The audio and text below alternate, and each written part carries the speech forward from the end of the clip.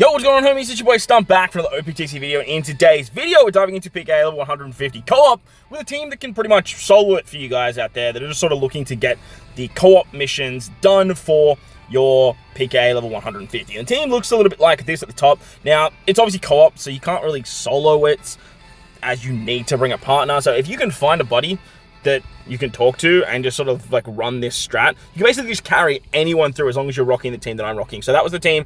There are no supports, which is great. Let's dive on in. Now, a lot of the characters are the regular co-op Donnies, like we have Nami Karina, Sanji, and Zoro.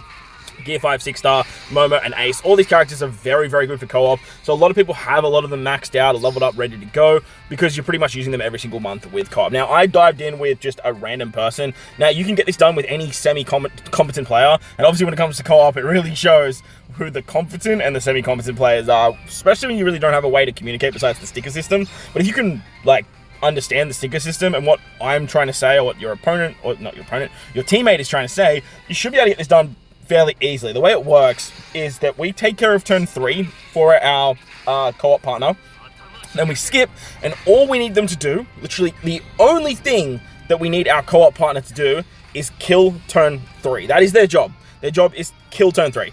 Kill turn 3, take the debuffs on turn 5, and then skip to us, and wham bam, thank you man, Bob's your uncle. So I did dive in with another player, which we did clear it. He kind of got a little bit cocky. We still cleared it, but it just took like an extra like 4 turns on the final stage, which was pretty funny. But this was literally my first run with a random player. So you should be able to get this done fairly easy if you guys can't find friends. But the easiest way to do this is just to reach out to anyone in your alliance, say, hey, I'm using the team that can solo it. Can you just jump in with me and I'll carry you through?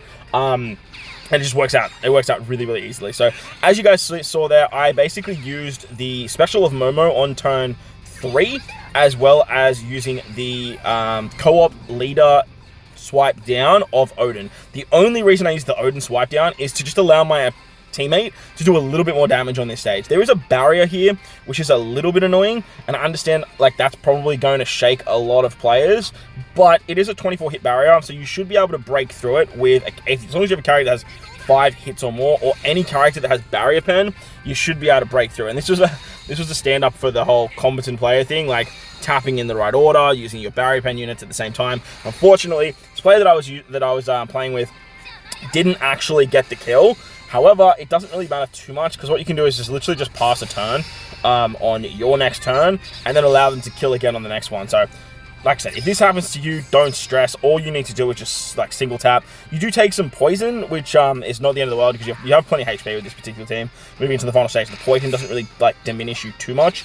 The idea of just using Momo is you're carrying the attack boost and the end of turn damage from this particular stage into the final stage, which works absolutely amazing. So once your co-op partner takes this down, I'm just spamming time to attack, because like I'm trying to tell them, I just need you to kill this stage. That's all I need from you, is just kill the stage.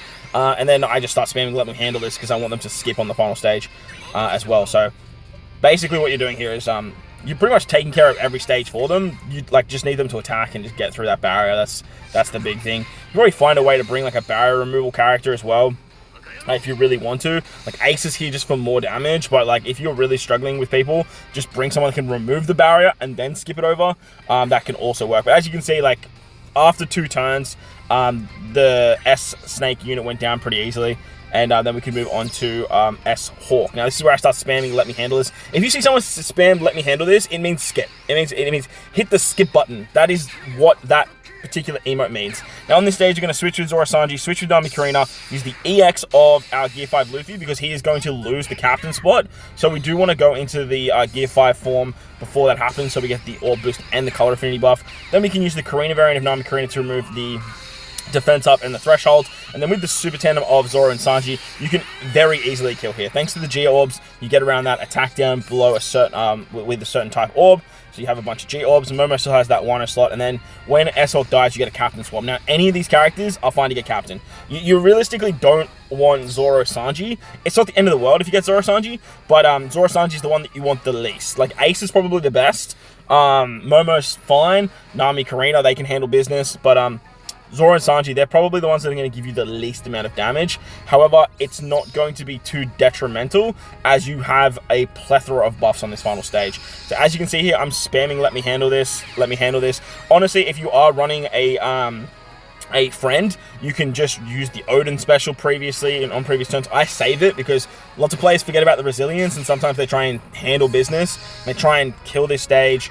It'll be left on 1 HP, and then you can just bink the Odin special. Like that's always a play as well. Or maybe you were in this position that I was in with the other player where they did a bunch of damage, I did a bunch of damage, and we had no way around the resilience. Just keeping that Odin special in your back pocket does help out quite a bit. So as you can see, they did manage to skip over. They also used their co-op like super class, which is great because now on my free sprint slash is doing way more damage. This S-Bear gives like special bind, poison slots, tack down, a whole bunch of nasty stuff. So if your co-op partner takes all those debuffs, they can just switch it over to you, and then all you have to deal with is resilience, which we've already got covered thanks to Momo. So with that, we use the Luffy special. That gives us orbs and color affinity. Ace is going to increase the color affinity. He's going to give us a conditional buff.